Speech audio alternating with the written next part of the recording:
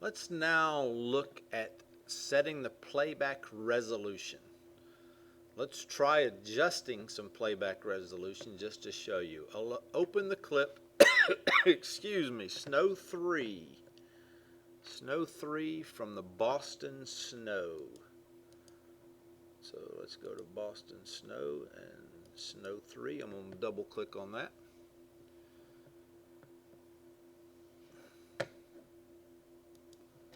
I'm going to turn these safe markers off. In order to do that, if you have those on yours and don't want them there, if you click this little wrench right here and go to safe margins, turns those off. So at the bottom right of the source monitor and program monitor, you'll see the select playback resolution menu. By default, playback is set to half resolution. If it isn't, choose that option now. So it's talking about right here. In fact, it's half horizontal resolution and half vertical resolution, so it's really quarter resolution, even though it says half. Play the clip. This gives you a sense of the quality when it's set to half resolution. So remember what you're seeing. Now change the resolution to full and play it again. It probably looks similar. I don't see any different, but it looks very similar. Now let's try and reduce it to 1/8. Ooh, a dramatic difference. You notice the picture is sharp when you pause playback. So you could tell by the text it got a lot sharper. The tree got sharper. And when you pause it, you can see that the resolution is much better. This is because the pause resolution is an independent setting from the playback resolution. You'll notice the biggest difference in images with lots of detail like text. Try dropping the playback resolution to 1/16.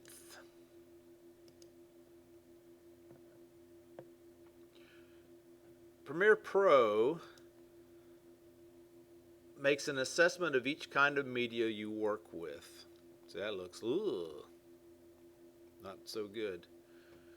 And if the benefits of reducing resolution are less than the effort it takes to drop the resolution, the option is unavailable. In this case, the media is full 4K and the 1/16 option is available.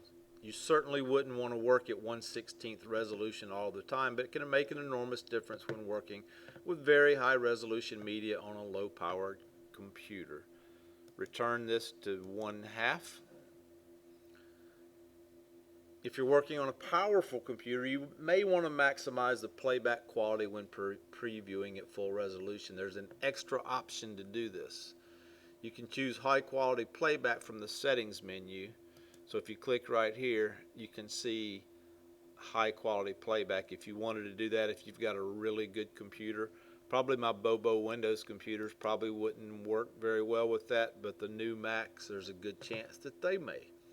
With that option enabled, a small amount of quality loss is allowed in exchange for better playback performance.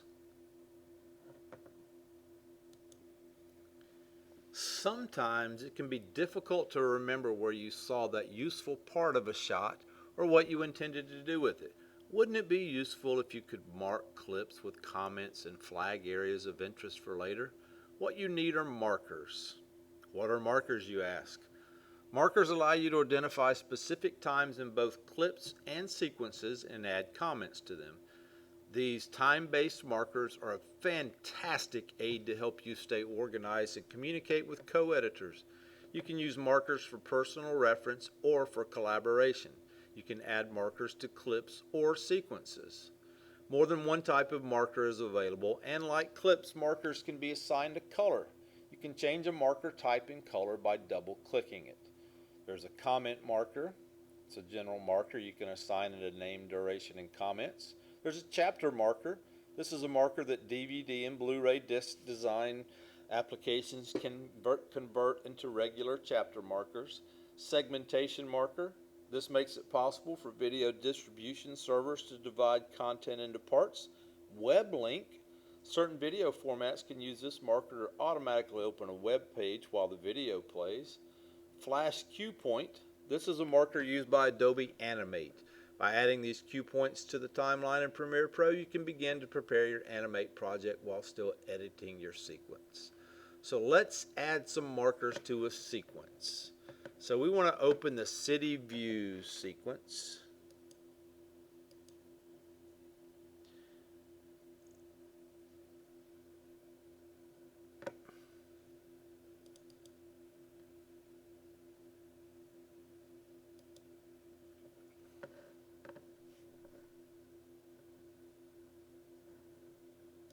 I was messing around with the wrong thing. I said City Views, and well, anyway, it's not the City Views folder here. Got to go to the Sequences bin and double click on that, and it opens it up over here. That's what we want to do. This is a simple assembly edit with a few shots from a Travelog program. Set the timeline playhead to around 112.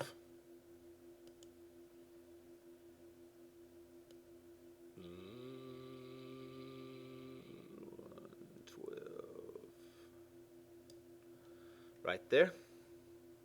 Make sure no clips are selected. You can click the background of the timeline, or you can press the escape key and that will make sure nothing is selected.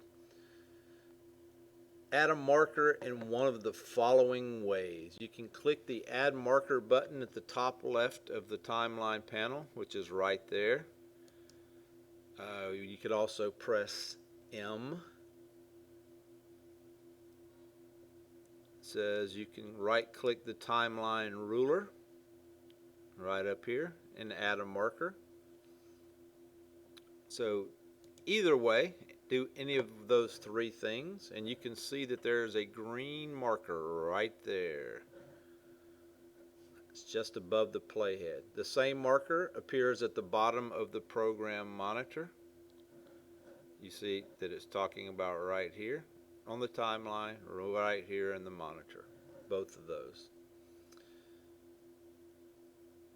You can use this as a visual reminder of an important moment in time or change it into a different kind of marker. You'll do that in a moment, but first let's look at the markers in the Markers panel. Open the Markers panel. By default, the Markers panel is grouped with the Project panel. If you don't see it there, choose Window Markers. So it's talking about right here. You can see Markers, or you can go up here to Window and then go to Markers, and this is the Markers panel. Shows you a list of markers displayed in time order. The same panel shows you markers for a sequence or for a clip depending on whether the timeline, a sequence clip, or the source monitor is active. Double click the thumbnail for the marker in the Markers panel.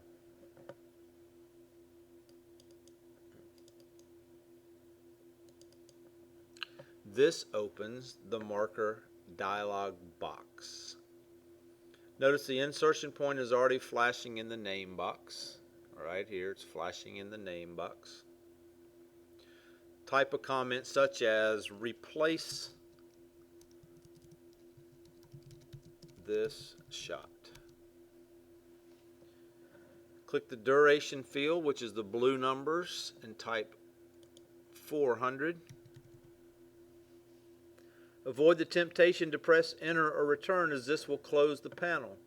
Premiere Pro automatically adds punctuation, turning this into 4 seconds as soon as you click away or press the tab key.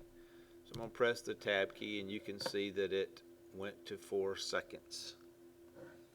So if you didn't press the tab key, go ahead and do that so you can review the new setting. Click OK. The marker now has a visible duration in the timeline panel and program monitor. You see that right here. See that right here. If you hover over it, you can see the name, what it says. You'll see that text that you typed when you hover over it. Replace this shot. The name of the marker is also displayed in the Markers panel. Over here, you can see that it's got a name in that. Take a moment to open the Markers menu at the top of the screen on the main menu bar to see the available commands.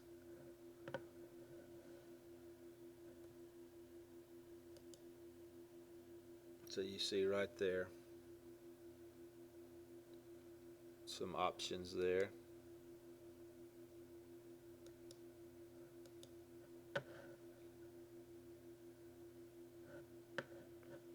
Click up here. You can see that there's some stuff. Ripple sequence markers. That's something you don't talk about very often. So let's see here. This is a great time to save what we're doing and end this video. So click File and Save.